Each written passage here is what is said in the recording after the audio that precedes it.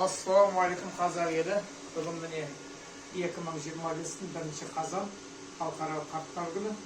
Бүкіл Қазақстан қарттарын бүгінгі мерекемен құттықтаймыз. Тек жақсылық болсын, еліміз аман болсын.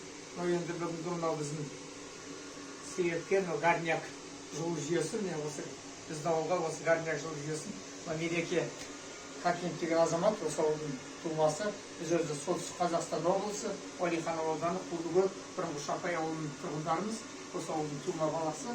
Бірнеше жылдан бері біздің осы жылу жүйесіне осы азаматымыз көп үлес қосып жатыр.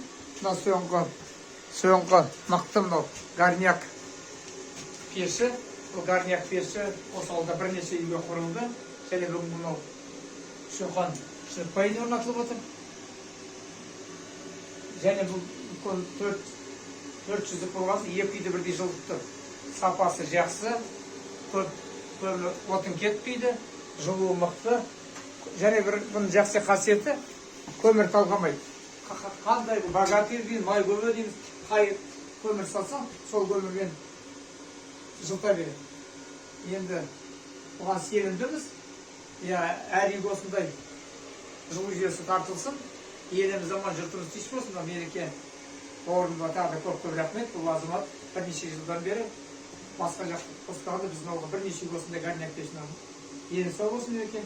Сіңілерге баса берсін. Көп рахмет. Амандық болсын. Жақсы, Горняк пеші, мықты пеш.